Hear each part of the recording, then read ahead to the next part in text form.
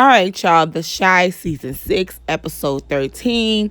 And baby, it's a lot going on with the goings on, so let's get into this recap.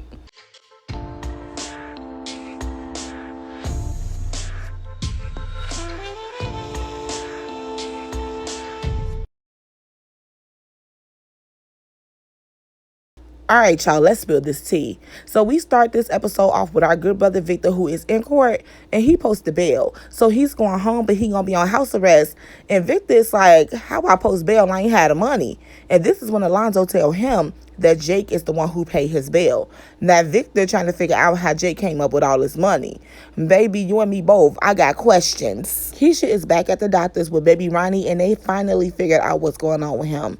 He has been diagnosed with sickle cell disease. Now, when Keisha hears this, she instantly starts crying. She thinks that this is the end for her son, but the doctor assured her that it is not. They're going to help her with treatment plans, but they still need his daddy DNA so they can run a genetic screening. It is Lucifer's birthday, and Bianca came by his house to surprise him. She got on sexy lingerie. She done lit 1,001 candles, and Douda don't want her.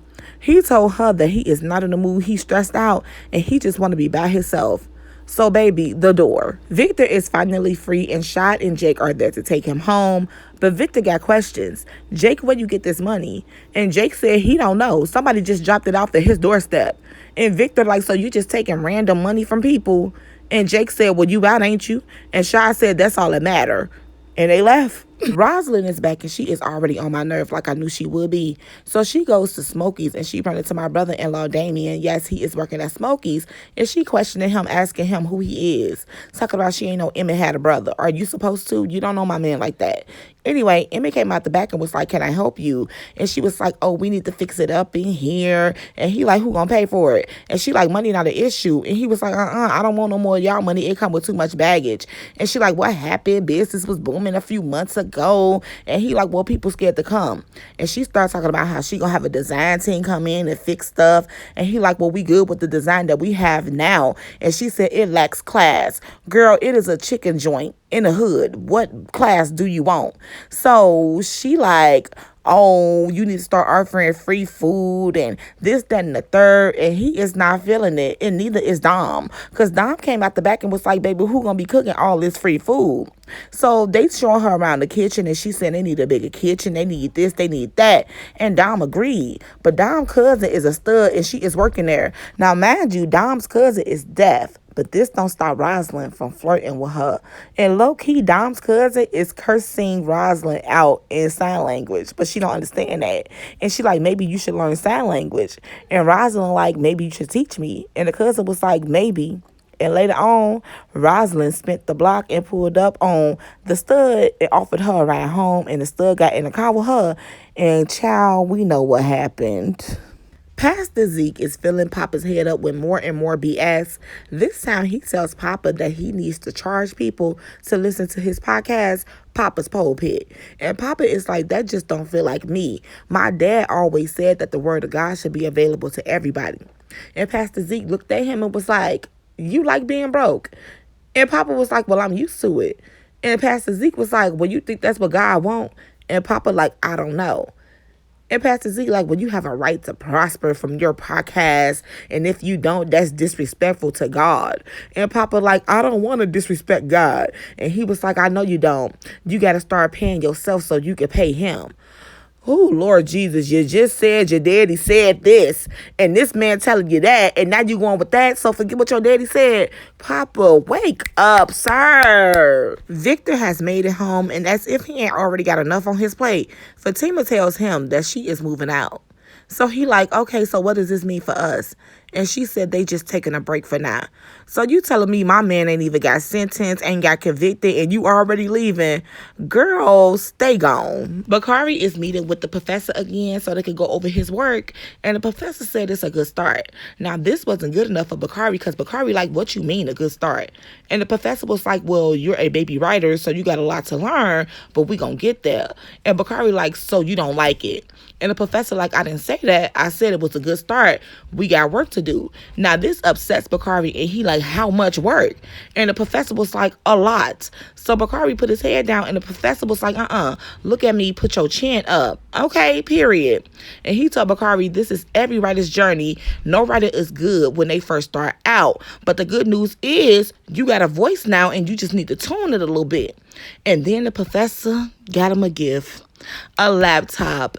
And this made Bakari so happy. He was like a kid in a candy store, and the professor told him to protect it with his life, and he was like, I will. And the professor was like, writing can be lonely, so if this is something that you really want to do, you need to commit to it. And Bakari said that he was committed to it as he was sitting there smiling, hugging his laptop. Oh, that just made me so happy. Fatima and Keisha are meeting so Fatima can give Keisha the information so she can start the process of finding baby Ronnie's father's DNA. And Keisha is so happy, but she noticed that Fatima is off. And Fatima said that she is okay, but her and Victor are taking a break, and she think it's going to be good for them. Girl, how is it going to be good for y'all? But anyway, thank you for helping Keisha. Darnell said that Damien was good with numbers. He didn't say he was great with numbers, because he is. And he telling my baby daddy that his numbers are not adding up. And my baby daddy talking about, well, my investor handles most of the accounting. And Damien was like, well, y'all got a lot of revenue. Are you sure this doesn't include the Harlem location? And my baby daddy is so dumb, talking about that one doing numbers too. And Damien like, boy, if it was so popping, we would hear about it. And Emmett talking about, yeah, I know, I was thinking the same thing.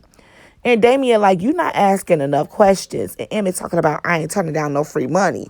And Damien was like, it ain't no such thing. Look, I know Douda is your investor. And Emmett like, why does it matter? And Damien like, because when you get in business with somebody, it's like marrying them. And Emmett talking about, well, I'm getting a divorce. Ooh, child. And Damien was thinking what I was thinking. He was like, I'm just trying to figure out how you can be so dumb. And Damien told Emmett straight up, I can't help you unless you honest with me. So if you got money coming in that's not accounted for, the soup's going to be knocking. And Emmett said, just do what you got to do to make it make sense. And Damien said, I can do that. It's going to take me a few days, but it's going to be temporary. And Emmett talking about, how can we fix it for good? And he was like, you can either cut ties with Douda or off Douda. And he said, baby, I already tried to off Douda. And Damien said, well, let me talk to him. And Emmett said, no, because he going to offer you. And baby, Damien said, look, if we don't get these books together, the only option is jail. So, Lord Jesus, y'all better listen to that man. He's smart. Douda is at Victor's house, and this is where we find out that Douda is the one who paid his bill. And Victor like, I appreciate that, but I don't want Jake involved in none of your stuff. And Douda talking about, don't bite the hand that freed you. Did you keep quiet? Ooh, he gets on my nerves. And Victor like, they found Q's DNA in the car. And Douda said, that don't mean nothing. As long as you keep your mouth shut, everything gonna be fine. And Victor looked at him and said, yeah, it better be. Papa is back hanging with the son of Satan again.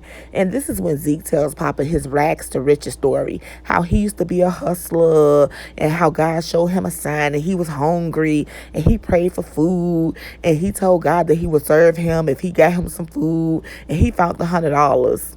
And he got him something to eat in a silk t-shirt. And Papa like, I thought you only prayed for food. And he done turned this all around and said, yeah, God showed me I was thinking too small. I shouldn't just pray for what I need, but what I want too. I deserve more than just a meal. I deserve to look good too. And I've been dressing and eating like a king ever since. And Papa just like, wow. And then he said he saw a man preaching on the street. And when a man asked the people for money, they gave the man all the money that they had.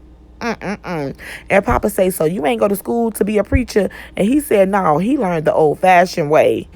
And then he told Papa, I'm glad you in my flock, young man. And Papa said, me too. Child, it's a cult.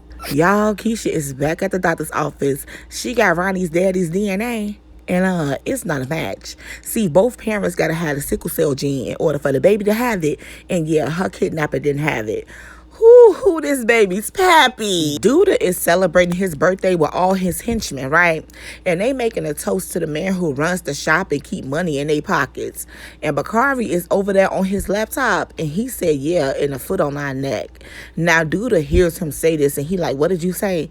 And Bakari like, oh, I said happy birthday. And he walks over to Bakari and was like, I didn't hear you. What you say? And Bakari like, I said happy birthday. And he picked up Bakari's laptop and broke it. Now, Bakari, why did you have the laptop there with you in the first place? And Douda, why did you do that? And Bakari was so mad. Like, you could literally tell that he was holding himself back because he was finna do something. Ooh, he is such a hater. I can't stand this man. Alonzo is meeting with Victor again, and he got news. The DA is willing to cut him a deal, and he will be able to stay in office, and they gonna get him protection. And Victor like, they won't do them. And Alonzo like, yep, that's the offer that's on the table. And Victor said, I ain't snitching. And Alonzo said, well, you're going to jail. My brother-in-law, Damien, is meeting with Douda. And Douda is looking at him like he is crazy. He like, who are you and what are you doing here? And Damien like, I'm Emmett's brother. He asked me to take a look at the numbers and they off. And Douda's like, okay, I'll take care of that. And Damien's like, well, I could set you up with some digital offers like Cash App, Zelle, Venmo, stuff like that. And Douda was like, nah, I'm good. I'm an old-fashioned cat.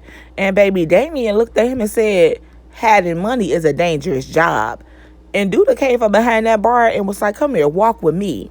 And he walked him right to the door and told Damien, make the books make sense and I'll take care of the rest. And Damien said, that's fine. I just don't want my brother going to jail. And Douda was like, well, if he does, I'll bail him out. And Damien was like, well, it's not always that simple with the IRS. Oh, and Papa started charging $5 a month for people to listen to Papa's pulpit. You know, because God told him to. Now, y'all know this the scene I was waiting on. Alonzo pulled up on Douda and told him to stay away from his client and his family. Now, I thought Douda knew Alonzo, but baby, he had no idea who he was. And he was like, nigga, who the F are you? And he was like, Alicia, my ex-wife, Rob is my son. And Douda said, oh, well, you should advise them to stay the F out of my way. And Alonzo was like, they don't take orders from me. And Douda was like, oh, so you're not the man of your house? And Alonzo was like, I don't live there anymore. And Douda was like, and you still willing to protect? And Alonzo said, well, that's what a real man does, even if they not in the same house. And Douda said, well, good luck protecting them. And then Alonzo said, as many enemies as you got, you the one who needs to make sure someone is protecting you. Whew. Now, there is trouble in paradise because Marcus, Tiara, and Gemma took pictures. And Tiara want to turn their pictures into Christmas cards. And Marcus said that he don't agree with that. That's doing too much. That's what married couples do. And Tiara said, I practically live here. I've been bonding with your daughter. And a holiday card is too much. And Marcus said he ain't trying to start an argument. And Tiara like, oh, so you embarrassed by me? Am I a secret? Baby, that girl says she is not asking for marriage, but she want to feel like she in a real relationship too. She feel like she is a Barbie doll. Child, Marcus, get it together, sir. Okay, so Alonzo had went to Alicia's house, right? And y'all know Shad, her new boy toy, her new head of security. He opened the door and he was like, oh, Alonzo, nice to meet you. And Alonzo was like, nigga, is that my jacket? I told y'all that was his jacket. And he walked over to Alicia and he was like, look, if you hear from Robert, let him know I want to see him. And Alicia was like, well, what about me? You want to see me too? And he was like, I got to work. And she was like, some things never change. And he was like, yeah, you right. You just as beautiful as you is today as the day I laid eyes on you. And then he kissed her on her cheek. And Shad is sitting back there mad, child. So Alonzo left and Shad threw that jacket off so quick. And he was like, I don't appreciate you trying to turn me into your ex-husband. And she said, oh no, boy, you could never be him. And Shad said, I don't want to be him. And she said, well, the jacket just make you look the part. You got to act the part. And he said, this ain't no movie, baby. And she said, well, everybody play a role in the game of life, baby. And he was like, you think I'm playing with you? And he threw her up against the wall. And she said, if you want to be my bitch, you can, but I'm not in the market for that. And he was like, bitch. And he choked her. And baby, now she turned on. Now he turned on, that she turned on, and they end up kissing. Child, I thought she was finna doop, my boy. Now let's get into this. Keisha goes home and she tell my baby daddy that her kidnapper is not Ronnie's father. And he like, okay, well, if he not, then who? Baby daddy, put 2 and 2 together, child. I figured it out already. And Keisha was like, who you think? And he was like, hell no. And she was like, well, I wasn't with anybody else. And Emmett bogus. He gonna say, can we keep this between us? And she was like, I can't do that. And he was like, why not? Niggas got kids walking around and they don't even know it. And she was like, because he deserves to know. And he said, I'm not doing this. And she said that he don't have a choice. And I mean, he really don't. So her and him go and meet with who? The baby daddy. Nuck. Yeah, it's him. Now, Keisha explaining what's going on with the goings ons to Nuck, and Emmett like, we need a paternity test. And he like, Emmett, I don't need a paternity test. And she say he mine, then he mine. And Emmett like, well, I need one. And Nuck like, Keisha, what do you want to do? Like, what you need from me? And Keisha like, we just need one to make sure. And baby, they took one, and Nuck is the father. Period. She know who she slept with, boy. The young adults are out enjoying their time there at a party, and Bakari was telling Jake how Douda know that he writing a book, and Jake didn't even know that Bakari was writing a book. So Jake like, okay, who all knew? And Bakari like, just Lene and my professor. And Jake like, and that's it. And he was like, well, my sister knew. And Jake was like, bro, your sister seemed a little shady. And then Bakari was like, don't do that. Don't make this about you. And Jake was like, bro, I'm not. I'm just saying you know her better than I do. Bakari, if it walked like a duck, quacked like a duck, it's a backdoor Brittany, my boy. And then Lene came over trying to get him to dance. He not in the mood. And she like, come on, you can come over to my house tonight. And he was like, I don't know about that. And she was like, you can sleep in my bed. And now he going over tonight. It's another man circle meeting at Victor's house because y'all know he on house arrest. So everybody going around letting them know what's going on with the goings ons. And Emmett told everybody about Nuck and baby Ronnie. And this is Rob's first time. And he was opening up about wanting to reconnect with his dad. And Victor said yes, because he is very grateful to Alonzo. And Rob was like, he always been a better attorney than he was a father. And Emma was like, well, I know all about giving your dad second chances. It's annoying at first, but it gets better. And then Vic was telling them how Fatima left and how the DA want him to snitch on Douda. And here go Emmett talking about you should. And Rob like, if I didn't miss, we wouldn't even be in this situation. And Marcus is like, if you snitch, you can end up off too.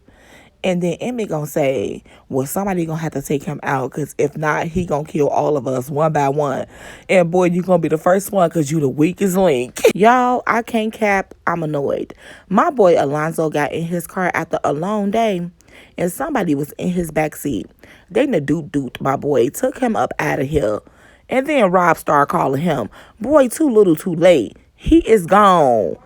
Ugh, I am so over it. I thought that Alonzo was finna be the one. They done took me so high and just dropped me so low. And they just kept hitting us with the left and rights. Because then we see Douda and Pastor Zeke. And I'm not shocked because, Pastor Zeke is a false prophet. And he telling Douda, I want more money off the top. And Douda like, I thought you was a man of God. Why you trying to rob me blind, sir? And Zeke was like, you put my life and my church at risk. And Douda said, well, you knew that going in. And Zeke was like, well, now the price is going up. And Douda was like, well, I'll just take my business elsewhere. And Zeke was like, I'm your only option. And Douda was like, says who? And he says me. And Douda got up and choked that man up against that wall, took that cigar out his mouth, and put it out on Pastor Zeke's neck and told him, a deal is a deal. Do you understand? And he said he understood. And I can't lie, I was happy about it. Gemma is tripping. Her and Jake is trying to get it in, but she can't because she keep on thinking about him and the first lady. And Jake told her, listen, when I'm with you, I'm with you. When I'm with her, I'm with her. And Gemma said, you don't feel weird about this? And he said no. And Gemma don't want to get him none. She just want to cuddle. And girl, he already told you what it was and what it wasn't, period. This finna be a situation. She offered him a ride and he accepted the ride, and they was flirting, giving each other the eyes. So yeah, we gonna see them real soon. Dre might be gone, but Portia is back, and she came to let Nina know that she know that her and Dre is not together anymore. And whenever she ready to start dating, just know that she is around. And Nina trying to act like she don't like it. Girl, you know you like it. Keisha put her big girl panties on and introduced her son to his father. And it was so cute. The baby already calling him daddy. Nuck is so happy. And this just lets you know that street niggas got feelings too. And my baby daddy in the background all salty. He probably thinking that Keisha gonna leave him for her baby daddy. And we don't know, she probably do. But you gotta look on the bright side, baby daddy. You and him is family now. He might not want to off you. But anyway, y'all, that was that on that. I will be back next week with a recap to episode 14. So come back for that. In the meantime, between time, watch the videos for my other shows. Like, comment, subscribe. Let's have a conversation down in the comment section below. Don't forget to follow me on all my social medias. I will link them down in the description box. And yeah, it's your girl, Senior Renee, and I will see y'all next week with a shy video. Peace.